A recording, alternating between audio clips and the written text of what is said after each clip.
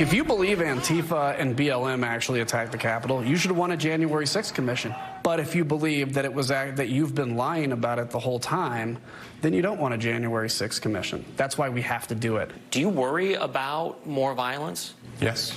Here? Yes. The best antidote against that is unity among Democrats and Republicans saying, we're not going to let that happen again. Republican Congressman Adam Kinzinger and his Democratic colleague Eric Swalwell joining forces with D.C. police officer Michael Fanone, who was injured during the January 6th insurrection. All of them agreeing on the urgent need for a 9/11-style commission to get to the bottom of exactly what happened that day and what led to it.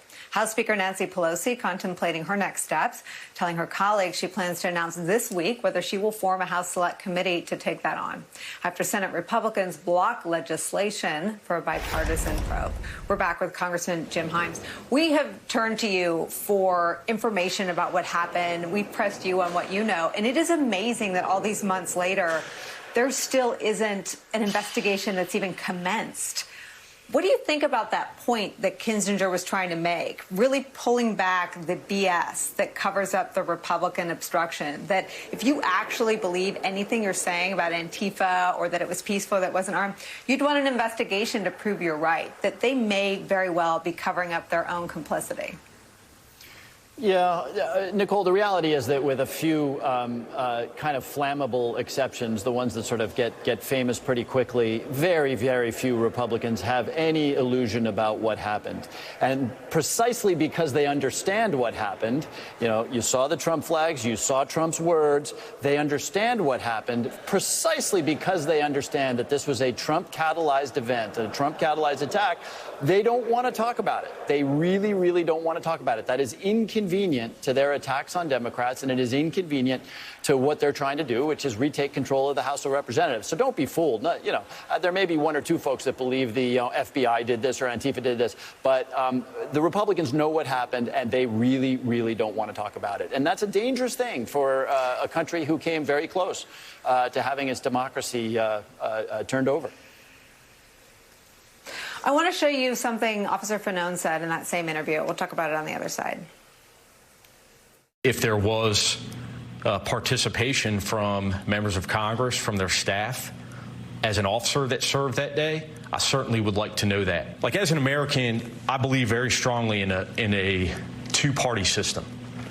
Right now, one of those parties has a cancer, and we got to cut it out.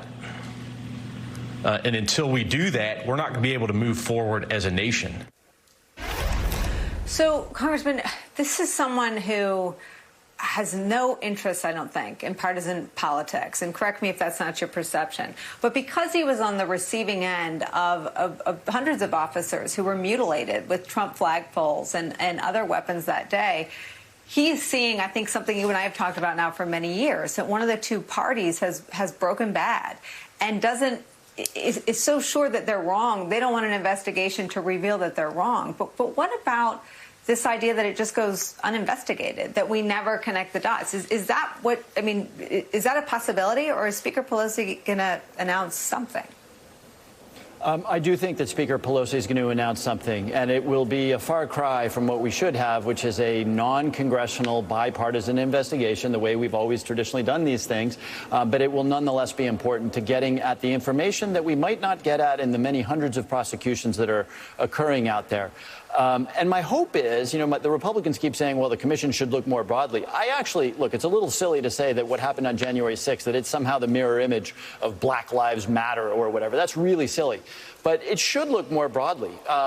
I worry less about an individual Republican who may have, you know, whatever, shared a map of the Capitol than I do about the wholesale use of the federal government, including the DOJ, to spy on members of Congress and journalists, you know, the use of State Department aid to try to advance the political aims of the president. I got a briefing today that suggested that there are specific ways in which the intelligence community compromised intelligence to satisfy the president's political beliefs. We need something that actually looks at the entire compromise of the entire federal government in the service of one president's political aims. And if we don't grapple with that, and the Republicans don't want to talk about it, they just don't want to talk about it, we will fail to learn the lessons of how we almost lost our democracy. And that would be a terrible, terrible inheritance for the people who come after us. And by the way, the Republicans should realize that I'm not saying that Democrats are more virtuous. Someday there may be a Democratic Donald Trump. And do you really want that Democratic Donald Trump to be using the tools that your Donald Trump used? I don't think so. You've touched on something that is the bigger story, and we don't do a good enough job, I think, of placing it out there.